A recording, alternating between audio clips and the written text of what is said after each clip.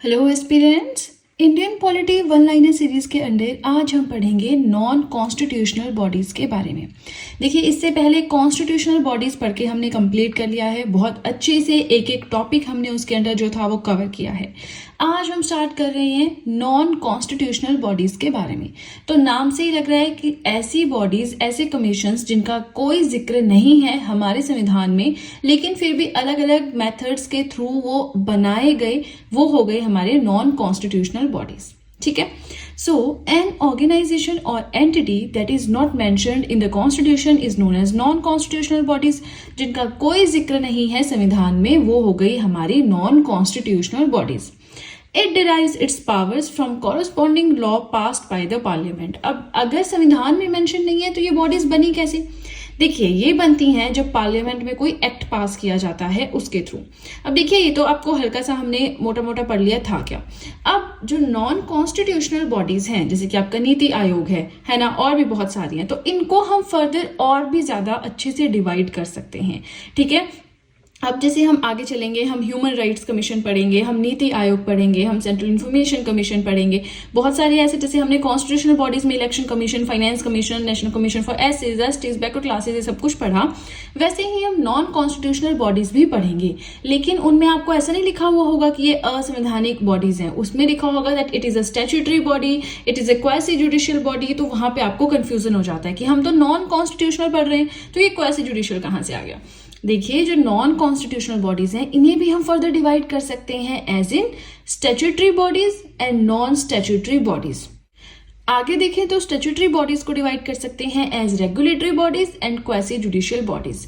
अब इन चारों टर्म्स का मीनिंग क्या है, पहले हो वन बाय वन उन्हें पढ़ेंगे, उसके बाद से फिर हम लिस्ट देखेंगे कि कौन कौन से टॉपिक्स हमें आगे चल के पढ़ने हैं। फर्स्ट हमारा आता है स्टैट्यूटरी बॉडीज। स्टैट्यूटरी बॉडीज क्या होती हैं? Setup by the act of parliament. Parliament ने एक एक्ट पास किया, उसके बाद में जो बॉडी बनी उन्हें हम कहते हैं statutory bodies. These are authorized to pass law or take decision on the behalf of state or country। ये ऐसी बॉडीज होती हैं जो कंट्री के बिहाफ पे या स्टेट के बिहाफ पे कोई कानून बना सकती हैं या किसी पर्टिकुलर टॉपिक पे डिसीजन ले सकती हैं। ठीक है। ऑफिशियल परमिशन होती है इनके पास फॉर लेजिस्लेशन, कानून बनाने की। लेजिस मतलब to make law making power, that is the process of enacting laws बनाने की ऑफिशियल परमिशन होती है स्टैट्यूटरी बॉडीज के पास। अब एग्जाम्पल से हम ज्यादा अच्छे से समझेंगे, जैसे कि आपका नेशनल ह्यूमन राइट्स कमीशन है, लोकपाल है, लोकायुक्ता है, तो ये क्या है? हमारी स्टैट्यूटरी बॉडीज हैं। कंफ्यूज नहीं होना है, एग्जाम्पल्स अभी समझने की जरूरत नहीं है। जैसे हम लिस्ट पढ़ेंगे, जैसे कि जब हम नेशनल ह्यूमन राइट्स कमीशन पढ़ेंगे, बहुत अच्छे से इसको पढ़ेंगे तो वहां पे आपको पूरी स्टोरी इसकी समझ में आ जाएगी। वन बाय वन हम हर एक टॉपिक पढ़ेंगे। ठीक है। सेकेंड आती है हमारी रेगुलेटरी बॉडीज। अब देखिए, स्टैट्यूटरी बॉडीज का हम डिवीजन पहले पढ़ते हैं, फिर हम नॉन स्टैट्यूटरी बॉडीज की ओर नेक्स्ट पेज पे चलेंगे। सो स्टैट्यूटरी बॉडीज आपको समझ आ गई, जो पार्लियामेंट के एक्ट के द्वारा बनाई जाती हैं। इनके पास ऑफिशियल परमिशन होती है कि ये लॉज बना सकती हैं। इसके अंदर आपका एनएचआरसी, लोकपाल, लोकायुक्ता, ये सब आ गए। सेकेंड हमें जो पढ़ना है वो है रेगुलेटरी बॉडीज। तो रेगुलेटरी बॉडीज क्या होती हैं? Government agency that is accountable. अब देखिए, स्टैट्यूटरी बॉडीज के अंडर है ये, यहाँ पे देखिए, स्टैट्यूटरी बॉडीज के अंडर है आपकी रेगुलेटरी एंड क्वासी जुडिशियल। इसका मतलब कि ये दोनों भी एक्ट पार्लियामेंट का पास हुआ उसके अंडर बनी है। ठीक है ना, तो ये चीज समझनी है। नाउ जो रेगुलेटरी बॉडीज हैं, ये गवर्नमेंट एजेंसी होती है दैट इज अकाउंटेबल, जो अकाउंटेबल है for exercising autonomous authority over some area of human activity in regulation capacity. कोई रेगुलेट करना है कुछ काम, कोई रेगुलेशन प्रोवाइड करवानी है किसी पर्टिकुलर एरिया में, तो वहां पे रेगुलेटरी बॉडीज काम आती हैं। जैसे कि PFRDA, pension fund regulatory and development authority. तो पेंशन के फील्ड में कोई भी रेगुलेशन लाना है, कुछ भी काम करना है, तो ये पीएफआरडीए करेगा। ठीक है, इस तरह से। नेक्स्ट आता है क्वासी जुडिशियल बॉडीज। अब क्वासी जुडिशियल बॉडीज क्या होती है? जुडिशियल बॉडीज क्या होती है? जो कानून हम समझते हैं, जुडिशियल सिस्टम हमारा है ना, तो क्वासी जुडिशियल मतलब हाफ जुडिशियल है, इनके पास पूरी जुडिशियल पावर्स नहीं है, हाफ जुडिशियल पावर्स है, ऐसा समझ लेना है। ठीक है। सो इसमें आते हैं कमीशंस और tribunals which can interpret the law. ऐसे कमीशंस, ऐसे ट्रिब्यूनल्स जो लॉ को इंटरप्रेट कर सकते हैं। ठीक है। Powers very much limited to that of a court. जैसे कोर्ट के पास पावर्स होती है तो उससे काफी कम पावर्स होती हैं इनके पास। इसका बहुत अच्छा एग्जांपल है नेशनल ग्रीन ट्रिब्यूनल। ठीक है। तो देखिए हम पढ़ क्या रहे हैं, हम नॉन कॉन्स्टिट्यूशनल बॉडीज पढ़ रहे थे। तो उसमें हमने स्टैट्यूटरी बॉडीज क्या होती हैं, जो पार्लियामेंट के एक्ट के द्वारा बनती हैं, और रेगुलेटरी बॉडी रेगुलेशन लाएगी, क्वासी जुडिशियल बॉडी कोई भी आपका जो है इंटरप्रेट कर सकती है लॉ को, कोई भी लॉ के ऊपर छोटी मोटी हम कहते हैं स्टेटमेंट पास कर सकती है कि हाँ जी, जैसे नेशनल ग्रीन ट्रिब्यूनल है, तो ट्रिब्यूनल क्या करते हैं, कमीशंस होते हैं, ट्रिब्यूनल्स होते हैं जो डिस्प्यूट सॉल्व करते हैं। तो वैसे छोटे मोटे डिस्प्यूट्स ये खुद से सॉल्व कर सकती हैं। अब हमारा बचता है नॉन स्टैट्यूटरी बॉडीज कौन सी होती हैं। तो उसके लिए चलते हैं नेक्स्ट पेज की ओर, बट आपसे रिक्वेस्ट है कि वीडियो के साथ में नोट्स बनाएं। क्या होती है नॉन कॉन्स्टिट्यूशनल बॉडीज, एक बार आपने नोट्स बना लिए तो आपको सिर्फ रिवाइज करना है, बार बार बुक्स की तरफ नहीं जाना पड़ेगा, कोई और वीडियो नहीं सर्च करनी पड़ेगी, ठीक है ना। तो चलिए अब ज्यादा बातें ना करते हुए सीधे चलते हैं अपने नेक्स्ट पेज की ओर। नेक्स्ट आता है हमारा नॉन स्टैट्यूटरी बॉडीज क्या होती हैं।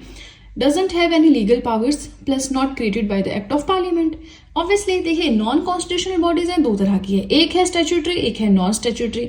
तो स्टैट्यूटरी में हमने क्या पढ़ा, which is made by an act of the parliament. तो नॉन स्टैट्यूटरी क्या होगी, जो बिना एक्ट के, पार्लियामेंट के बिना एक्ट के बनी होंगी, है ना। इनके पास कोई लीगल पावर्स नहीं होती हैं। Usually set up by the government to carry out a specific function, कोई पर्टिकुलर काम करना है तो उस केस में गवर्नमेंट के द्वारा डायरेक्टली ये बनाई जाती हैं। Usually get power from an executive order. Executive क्या करता है, जैसे देखिए हमारे ऑर्गन्स होते हैं 3 गवर्नमेंट के, क्या क्या होते हैं, लेजिस्लेशन, एग्जीक्यूशन एंड जुडिशियल, है ना, जुडिशियल सिस्टम। तो अब लेजिस्लेशन क्या करता है, लॉज बनाता है। जो एग्जीक्यूटिव पावर होती है हमारी, जो एग्जीक्यूशन होता है वो क्या करता है, वो लॉज को इम्प्लीमेंट कराता है कि जो कानून बने हैं क्या वो सही से इम्प्लीमेंट हो रहे हैं कि नहीं, कोई स्कीम आई है तो वो लोगों तक पहुंच रही है नहीं। और जुडिशियल सिस्टम, ये जुडिशरी हमारा बिल्कुल अलग है ना, ये न्याय दिलाता है। तो अब ये जो एग्जीक्यूटिव ऑर्डर हमारा है इसके अंडर ये बनती हैं, ठीक है ना। आई होप आपको कंसेप्ट समझ में आ रहे हैं ना। नीति आयोग है, तो नीति आयोग का काम क्या है, प्लानिंग करना। National institution for transforming India, India को ट्रांसफॉर्म करना, डेवलपिंग से डेवलप नेशन बनाना। चलिए ये तो बहुत मोटे लेवल पे बोल दिया, बट इस तरह से प्लानिंग करना कि इंडिया थोड़ा विकास के रास्ते पे अग्रसर होता रहे, ठीक है।